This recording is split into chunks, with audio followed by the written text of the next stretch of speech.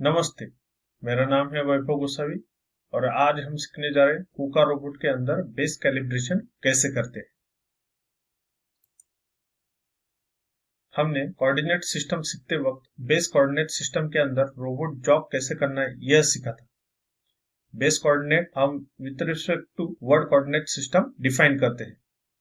Base coordinate system का origin ये user defined point रहता है।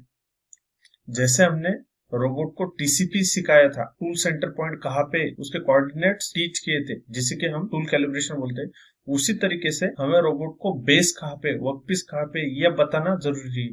इस प्रोसेस को हम बेस कैलिब्रेशन कहेंगे। During base calibration user assign Cartesian coordinate system to workpiece. Maximum 32 base coordinate system हम सेव कर सकते हैं। अब हम बेस कैलिब्रेशन क्यों करना चाहिए और उसके एडवांटेजेस क्या है यह देखते हैं। तो फर्स्ट है the TCP can be jogged along the edges of the work surface और वर्कपीस। तो वर्कपीस जो रहेगा उसके एजेस जो रहेंगे उसके अलोंग अगर मुझे टीसीपी जॉब करना है तब मुझे बेस कैलिब्रेशन यूज करना होगा। Points can be taught relative to the base. तो बेस के रिलेटिव अगर मुझे पॉइंट्स टीच करने हैं तो उस केस में बेस कैलिब्रेशन मुझे करना होगा। Third, if it is necessary to offset the base, example, because the work surface has been offset, the points move with it and do not need to be retaught. इसका मतलब जब work surface offset होगा तो हम base भी offset कर सकते हैं जिससे कि नया प्रोग्राम बनाने की जरूरत नहीं होगी। जो पॉइंट्स टीच किए हैं वो भी बेस के साथ मूव होंगे। तो इस तरीके से जब हम बेस कैलिब्रेट करते हैं तो जो बेस कोऑर्डिनेट सिस्टम है वो सेव होता है और उस तरीके से हम रोबोट जॉब कर सकते हैं। तो हम बेस कोऑर्डिनेट सिस्टम के अंदर रोबोट को जॉब करने के लिए, यूजर डिफाइन तरीके से जॉब करने के लिए बेस कैलिब्रेशन करना जरूरी है। तो बेस कैलिब्रेट करने के दो मेथड है। फर्स्ट वन है 3 पॉइंट मेथड, सेकंड है इनडायरेक्ट मेथड। 3 पॉइंट मेथड, तो यहाँ पे आप देख सकते हैं तो रोबोट को बेस कैलिब्रेट करते वक्त हमें 3 पॉइंट सिखाना जरूरी होता है। फर्स्ट पॉइंट रहेगा आपका origin, second point x axis के अंदर हम डिफाइन करेंगे और थर्ड पॉइंट हम एक्स वाई प्लेन के अंदर डिफाइन करेंगे जो कि वाई पॉइंट बताएगा। तो वाई पॉइंट अगर हम इस साइड में देते हैं पर्टिकुलर तो जेड एक्सिस ऊपर आता है। अगर हम वाई पॉइंट अपोजिट साइड में देंगे तो ये जेड एक्सिस नीचे रहेगा। तो इस तरीके से हम ये 3 पॉइंट टीच करके बेस कैलिब्रेशन प्रोसेस कंप्लीट कर सकते हैं। सेकंड है इनडायरेक्ट मेथड। जब हम टीसीपी बेस के ओरिजिन तक नहीं ले जा सकते तब हम इनडायरेक्ट मेथड यूज करते हैं। एग्जांपल, जब ओरिजिन वर्कपीस के अंदर हो या रोबोट के वर्कस्पेस से बाहर हो, इन सिचुएशन में हम इनडायरेक्ट मेथड यूज करते हैं। हम इस मेथड के अंदर 4 पॉइंट के ऊपर टीसीपी पोजीशन करते हैं जिसके कोऑर्डिनेट्स हमें पता है। तो यहाँ पे आप देख सकते हो ये वर्कपीस है, ठीक है, और इसके जो 4 पॉइंट्स रहेंगे उसके ऊपर मैं टीसीपी पोजीशन करूंगा। तो ये फर्स्ट पॉइंट है, ये सेकंड पॉइंट, ये थर्ड पॉइंट और ये फोर्थ पॉइंट। ये जो 4 पॉइंट है इससे robot controller base coordinate calculate करता है। तो इस तरीके से जब हम 3 पॉइंट मेथड नहीं यूज कर सकते तो उस केस में हम इनडायरेक्ट मेथड यूज करना प्रेफर करेंगे। जब हमें इनडायरेक्ट मेथड यूज करनी होते तो हमें ये 4 पॉइंट का कोऑर्डिनेट डेटा मालूम होना जरूरी है जो कि हमें कैड फाइल से मिल सकता है।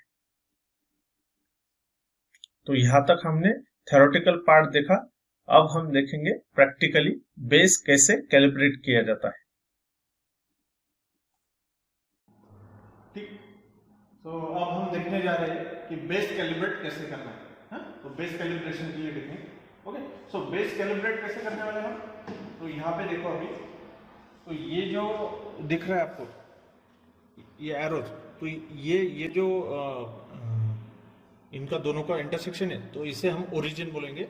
हमें इस एक्सिस को x डिफाइन करेंगे, इस एक्सिस को y डिफाइन करेंगे और बाय डिफॉल्ट ये जो रहेगा थर्ड वाला तो वो z आने वाला है। ठीक है, तो इस तरह से हमें बेस कैलिब्रेट करना है। तो उसके लिए प्रोसेस क्या है कि मेन्यू की के ऊपर क्लिक करने वाला हूँ मैं।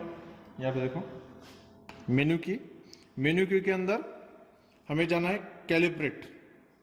ये देखो होम है, होम के अंदर स्टार्टअप, स्टार्टअप के अंदर है कैलिब्रेट, कैलिब्रेट के अंदर बेस। तो बेस में भी अभी ये डिफरेंट मेथड्स है, न्यूमरिक इनपुट, मतलब आप कुछ नंबर डाल के भी जो आपको पहले से मालूम है उस हिसाब से आप कर सकते हैं। हम यहाँ पे देखने वाले 3 पॉइंट मेथड। तो 3 पॉइंट मेथड के अंदर देखो अभी वो बेस का नंबर पूछ रहा है।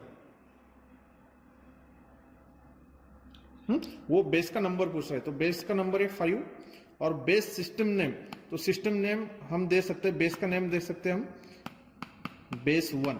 ठीक है, ठीक है। उसके बाद हम नेक्स्ट के ऊपर क्लिक करेंगे। नेक्स्ट के ऊपर क्लिक करने के बाद वो क्या पूछ रहा है, all the TCP to the origin of the new base coordinate system. हाँ, तो वो ओरिजिन पे लाना है ऐसे बोल रहा है। तो वो 3 पॉइंट हमें पूछेगा, एक ओरिजिन, एक एक्स एक्सिस है, एक वाई एक्सिस है। तो अभी हमें इसे मूव करना है। तो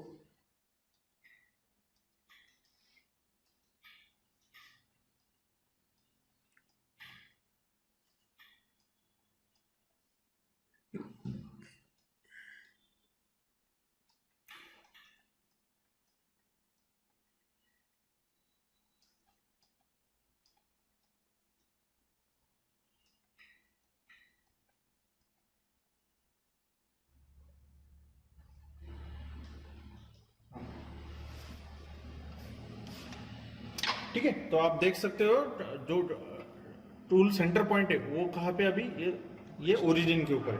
हाँ, ठीक है, यूजर डिफाइंड ओरिजिन है, तो इसके लिए अभी वो फर्स्ट पॉइंट पूछ रहा था ओरिजिन का, तो हम यहाँ पे कैलिब्रेट के ऊपर क्लिक करेंगे, कैलिब्रेट यस। ठीक है, तो अभी वो क्या पूछ रहा है हमें, move the TCP to the point on the position positive X axis of the new base coordinate system. तो ये जो ओरिजिन दिया है उसका एक्स एक्सिस कहाँ पे रहने वाला है ये पूछ रहा है। तो हम क्या करेंगे, अभी ये यहाँ पे मूव करेंगे और इसे एज अ एक्स पॉइंट बोल के पॉजिटिव, इसे एक्स पॉजिटिव बोल के हमें सेव करना है। तो यहाँ पे फिर से ये पॉइंट वहां पे आ गया। ठीक है, देखो यहाँ पे अभी हम फिर से कैलिब्रेट के ऊपर क्लिक करेंगे, कैलिब्रेट यस। अभी वो पूछ रहा है वाई, वाई पॉइंट चाहिए उसे एक्स वाई प्लेन के अंदर। तो ये अगर एक्स प्लेन होगा, यहाँ पे अगर हमें वाई एक्सिस देना है तो ये पूरा एक्स वाई प्लेन है। तो यहाँ पे कहीं पे भी हमने क्लिक किए, कैलिब्रेट किए, तो वो ये एक्स एक्सिस होगा, सॉरी ये एक्स एक्सिस, ये वाई एक्सिस और ये जेड एक्सिस होने वाले ऊपर। ठीक है, तो अभी हम क्या करेंगे, माइनस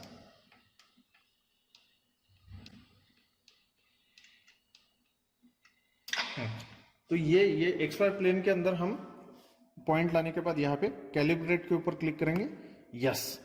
तो ये देखो अभी please press save only then are the data applied. तो ये जो है हमें सेव करना है।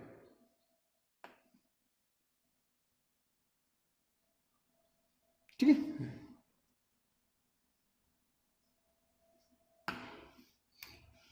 तो इस तरीके से हमने बेस से कैलिब्रेट किया।